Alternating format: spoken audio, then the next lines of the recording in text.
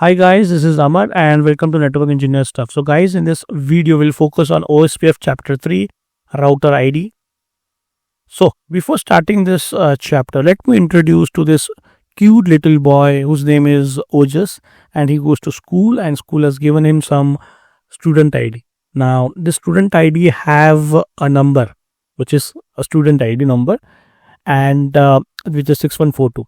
Now this particular ID number 6142 is used to track Ojas' academic performance, his participation in the sports, his fees, and his attendance and a lot of other stuff. So this particular student ID is very critical. Basically, I can say that this student ID is nothing but his identification. Right. So the student ID of any student is this identification in the school. In a similar way, in OSPF domain, OSPF router ID is the identification of that OSPF router. I'll repeat again, guys. In OSPF domain, OSPF router ID is the identification of that OSPF router. So studying OSPF router ID is very important because this plays a very critical role when it comes to OSPF neighborship formation, when it comes to exchanging routes and forming that topology table. It's a very fundamental thing, and whoever is studying OSPF must know few things about OSPF router ID before going in depth related to studies of OSPF. So by default, this router ID is automatically chosen. Yes, it is automatically chosen, and there are few, I'll say, strict set of rules which are followed while this router ID is selected. So there are few rules, and these rules are very important from the point of view of OSPF studies, also from the practical point of view, and even from the point of view of interview. So please do pay attention to this rule, router ID selection rule. The rule says that router ID will be the highest IP address of loopback interface. In absence of loopback interface, it is the highest IP address of an active physical interface. So let's say I have a router. Okay, so this is my OSPF router. Now this OSPF router have a loopback. Let's say loopback 1, and it have an IP address, let's say 20.1.1.1/32. It have another loopback, let's say loopback 2, and it have an IP address 10.1.1.1/32. It also have the I'll say another routers connected, and this particular interface is having it's a serial interface, serial 0/2, let's say. And let's say this is serial 0/1. Now this serial 0/2 have IP address of let's say 200.1.1.1/30, /24, and let's say this have IP address of 100.1.1/24.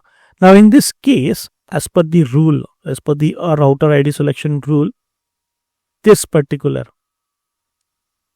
that is loopback 1's IP address 20.1.1.1 will be the router ID, because you can see here in this, for this OSPF router we have two loopback interfaces, loopback 1 and loopback 2. Loopback 1 is having IP address of 20.1.1.1, whereas loopback 2 is having IP address of 10.1.1.1. so of course 20.1.1.1 is higher than 10.1.1.1, so 20.1.1.1 will be the router ID.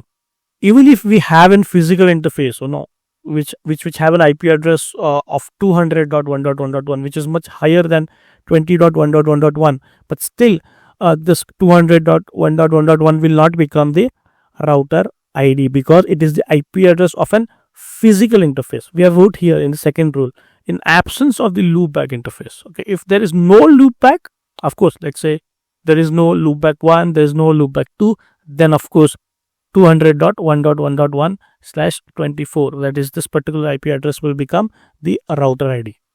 Now there's one more condition, that this should be active. Let's say this is not active. Let's say this particular interface is down. It is configured, but it is down.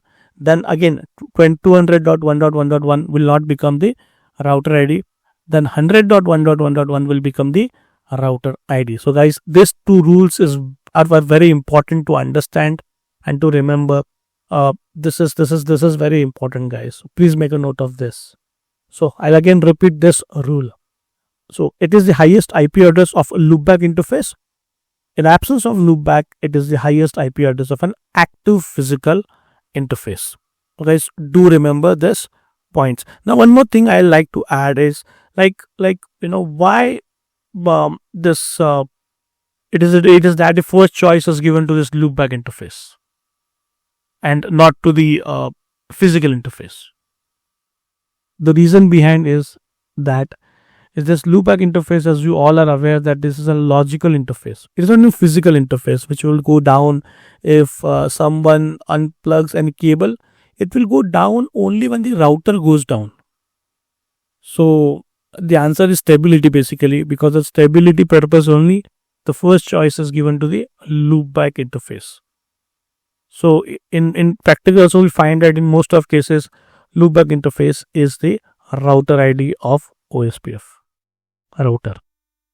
Now there are core rules, I will say. There are some core rules which are very important to understand. And it makes this rule surprises a lot of network engineers who are working, even senior network engineers who are working. This rule says that OSPF only picks its router ID at process startup. So whenever the OSPF process starts up, at that time the OSPF router ID is picked. It is not like the router ID election is not like a continuous ongoing thing. It will happen once and only once, the moment the OSPF process starts. So this is very important point to remember. Router ID will change immediately. I think I missed it. Router ID will not change.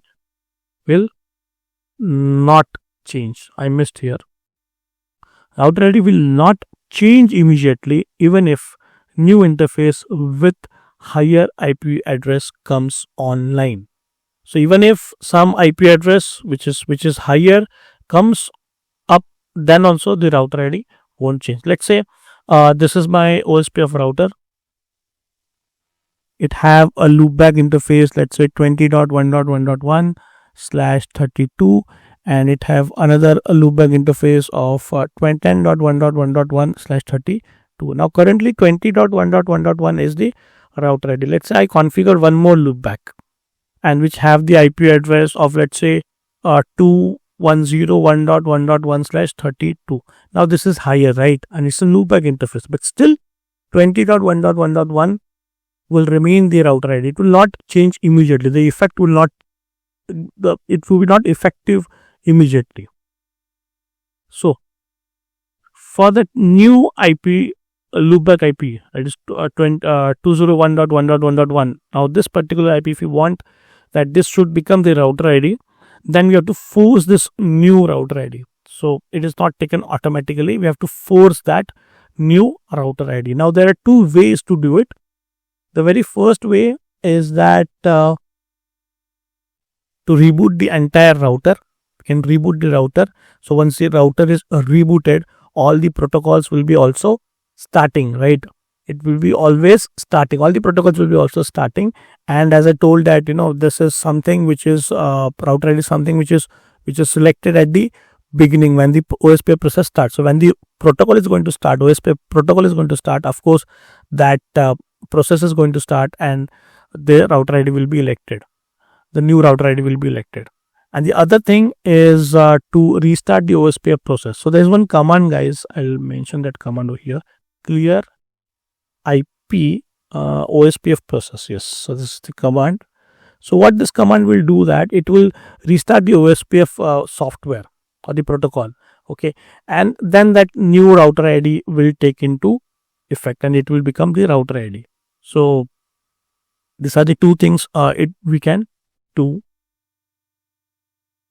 Relying on automatic selection can be unpredictable. Yes.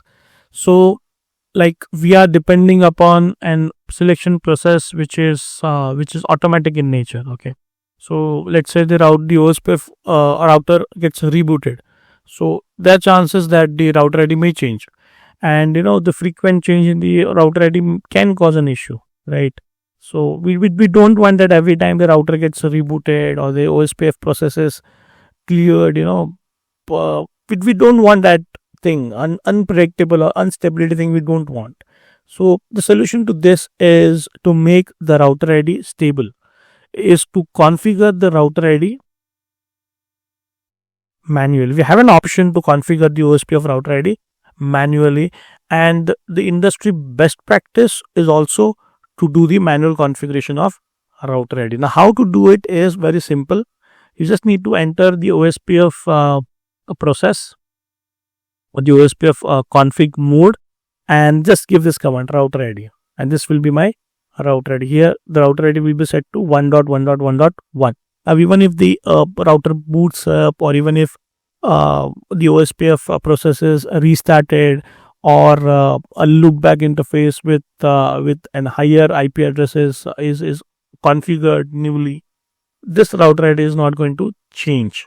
So this is, guys, very important that this manual address is the best practice, and we should follow this best practice whenever you're working in an enterprise network. Now again, when I'm changing this router ID, okay, manually, I'm configuring it. It will also not take effect immediately. Again, it will require a reload or a process OSPF process reset. So this is the point which I've mentioned, that this manual changes also only takes effect after a reload or a OSPF process reset. So this is also very important point to be remembered. So guys, this is what I wanted to basically go through is router ID in this particular chapter number 3, because studying router ID is very fundamental thing, a very basic thing, but yes, it's a very, very, very important thing to understand. And we have also discussed it, what is the router ID selection process, what is the core rule, and then we saw what is the industry best practice is to manually configure the OSPF router ID. So guys, I'll stop here, but before stopping, I like all my viewers who are watching this video to please subscribe my channel Network Engineer Stuff. You can also follow me on Instagram. I have given here the Instagram ID Network Engineer Stuff. If you want any help, any notes, you can mail me on networkengineerstuff@gmail.com. I can provide you with the same. You can also contact me on WhatsApp, and of course you can visit my blog www.networkengineerstuff.blogspot.com. So guys, I'll stop here in this video. Till then, bye, thanks, and keep learning. Thank you.